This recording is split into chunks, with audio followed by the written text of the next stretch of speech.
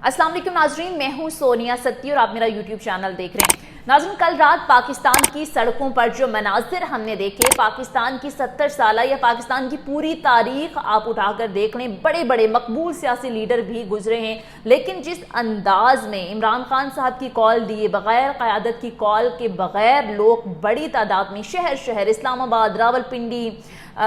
फैसलाबाद, सियालकोट, दीगर शहरों में लोग हज़ारों की तादाद में इकट्ठे हुए और सुबह तक इमरान खान साहब की मुमकिना गिरफ्तारी के खिलाफ एहतजाज करते रहे। बनीगाला के बाहर जो मनाजिर थे, लोग अपनी फैमिलीज़ के हमरा वहाँ पर बैठे रहे कि इमरान खान साहब को अगर गिरफ्तार करना है तो सबसे पहले हमें गिरफ्तार किया जाए। और लोगों के जो जज्बात थे, जो तासुरात थे, इन्हीं तासुरात की वजह से, लोगों के इसी सख्त रद्द-ए-अमल की वजह से बिला आखिर गवर्नमेंट को ये जो भी इमरान खान साहब की गिरफ्तारी की प्लानिंग हो रही थी उसको वापस लेना पड़ा। ये आवाम का बड़ा एक शदीद रद्द-ए-अमल था और मुझे बेसिकली ऐसे लगता है पर्सनली कि शायद गवर्नमेंट इमरान खान साहब को गिरफ्तार करना चाह रही थी या नहीं चाह रही थी, लेकिन वो ये ज़रूर टेस्ट करना चाह रही थी कि अगर तो हम इमरान खान साहब को गिरफ्तार करते हैं तो फिर आवाम का रद्द-ए-अमल क्या हो सकता है। इसी वजह से ये खबर भी जो है वो गर्दिश करती रही और उसके बाद अवामी रद्द-ए-अमल के पेश नज़र ये फैसला इनको वापस लेना पड़ा। अब जरा नाज़रीन जल्दी से आते हैं कि इमरान खान साहब पर बेसिकली इल्ज़ाम क्या है। दहशत गर्दी का मुकदमा जो है वो उन पर कायम कर दिया गया है। दहशत गर्दी की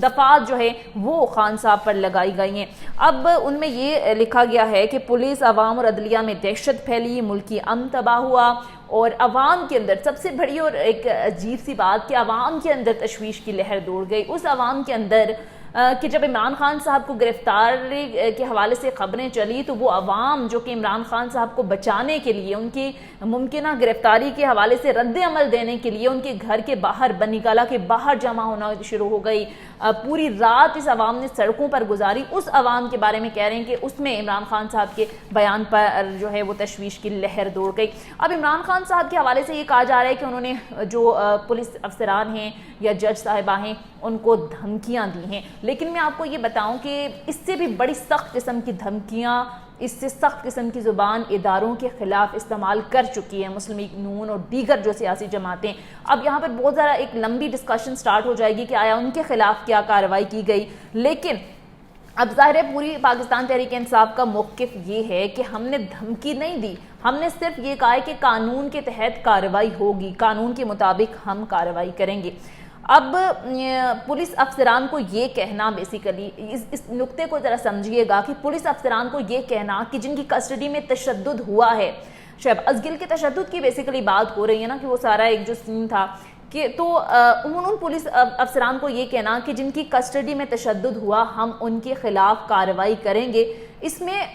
आई डोंट सो थिंक इसमें धमकी क्या है, बेसिकली मुझे ये समझ नहीं आ रही। और वो जज साहिबा जिनकी अदालत में ये कहा गया कि उनके ऊपर तशद्दुद किया गया और फिर ये कहा जा रहा है कि शहबाज गिल साहब ने बताया भी कि मुझ पर तशद्दुद हुआ, जिस्म पर कुछ निशानात भी बताए, लेकिन उन्होंने दोबारा शहबाज गिल साहब को उन्हीं की कस्टडी में दे दिया। और फिर खान साहब का ये कहना कि हम कानून के मुताबिक, नाम लेकर ये कहा गया, जो कि बहरहाल नहीं कहना चाहिए था, नाम नहीं लेना चाहिए था, लेकिन ये कहना कि हम उनके खिलाफ कार्रवाई करेंगे, क्या ये धमकी है? अब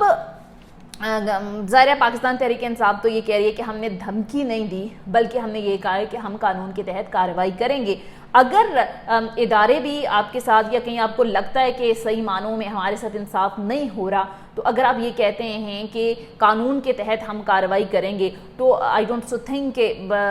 वो एक धमकी के ज़ुमरे में आता है। बहरहाल ज़ाहिर है अदालत का अपना इससे कहा कि अब देखना ये है कि इस सारी सूरत हाल के अंदर अदालत जो है वो क्या फ़ैसला देती है, क्योंकि आज इस खबर ये भी खबर सामने आई कि इस्लामाबाद हाई कोर्ट ने इमरान खान की 3 रोज़ा राहदारी ज़मानत मंजूर कर ली है। 3 रोज़ तक अब उन्हें पुलिस हिरासत में नहीं ले सकती। एक तरफ अदालत से ये रिलीफ तो इमरान खान साहब को सारी सूरत हाल के अंदर जो मुकदमा दर्ज हुआ था वो तो मिल गया, लेकिन दूसरी तरफ इस्लामाबाद हाई कोर्ट की एडिशनल सेशन जज ज़ेबा चौधरी से मुतालिक बयान पर इमरान खान साहब के खिलाफ तौहीन अदालत की कार्रवाई का फैसला कर लिया गया है।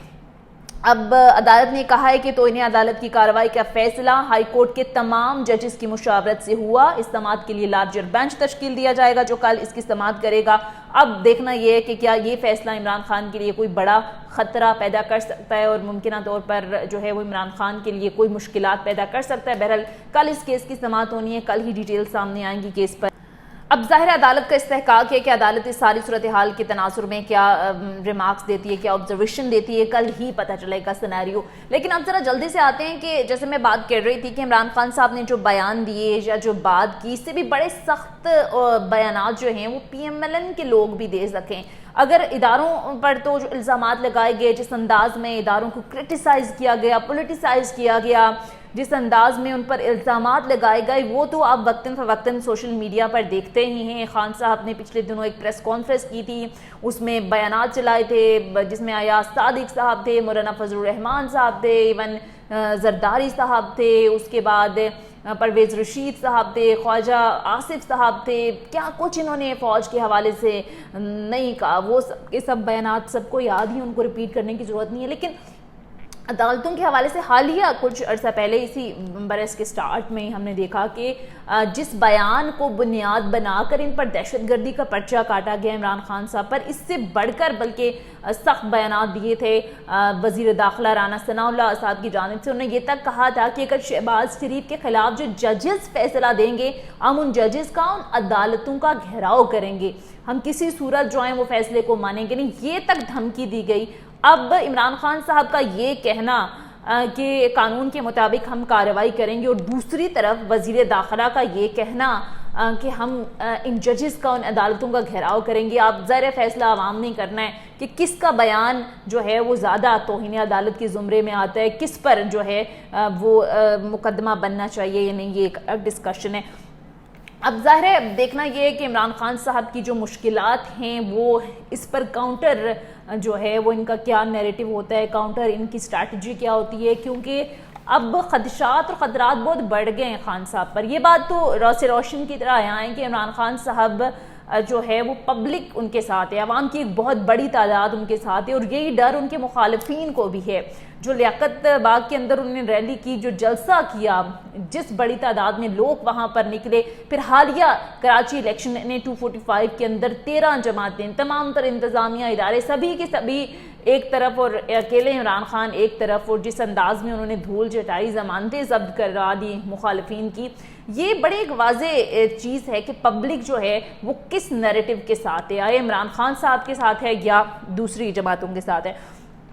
اب یہاں پر ایک چیز اور ہے کہ اگر عمران خان صاحب کو بالفرض گرفتار کیا جاتا ہے تو پھر تناظر کیا بنتا ہے، صورتحال کیا بنتی ہے۔ ویسے مجھے بیسیکلی یا پرسنلی ایسا لگتا ہے، میں غلط بھی ہو سکتی ہوں، کہ عمران خان صاحب کو فی الحال گرفتار شاید نہ کیا جائے، شاید ممکنہ رد عمل پبلک کا چیک کرنے کے لیے یہ جو ہیں وہ خبریں چلائی گئی ہیں۔ بہرحال کچھ بھی کہنا ظاہر ہے قبل از وقت ہے، کچھ بھی ہو سکتا ہے، لیکن عمران خان صاحب کو اس وقت جب ان کا پاپولیرٹی کا گراف یہاں ہے اور بہت زیادہ ایک پاپولر لیڈر کے طور پر پبلک ان کو سمجھتی ہے۔ آپ دیکھ لیں پنجاب کے اندر جو ضمنی الیکشن ہوئے ان کے نتائج آپ کے سامنے ہیں، حالیہ کراچی کا، اگر عمران خان صاحب کا نیریٹو پبلک کی سمجھ میں نہیں آتا یا پبلک ایکسیپٹ نہیں کرتی تو پھر انہیں بری طرح سے شکست ہونی چاہیے۔ ان کو عمران خان صاحب کا وہ حال ہونا چاہیے جو کہ دوسری سیاسی جماعتوں کا بھی ہوا، ایم کیو ایم کا دیکھ لیں، دیگر جتنی بھی جماعتیں تھیں ان کا دیکھ لیں۔ اس وقت عمران خان صاحب کو گرفتار کرنا مجھے ایسا لگتا ہے کہ پیٹرول کے اوپر جو ہے وہ آگ کے اوپر پیٹرول چھڑکنے کے مترادف ہوگا، اور یہ مزید انارکی سے پھیل سکتی ہے، ملک عدم استحکام کا شکار ہو سکتا ہے، اور یہ گورنمنٹ کی ایک بہت بڑی غلطی ہو سکتا ہے، کیونکہ آپ نے دیکھا کہ جب بھی تشدد کے زور پر جو ہے وہ روکا گیا لوگوں کو تو بڑے بڑے سانحات نے جنم لیا۔ اب سانحہ ماڈل ٹاؤن آپ کے سامنے ہے، جس انداز میں وہاں پر گولیاں چلی، اور اس وقت بھی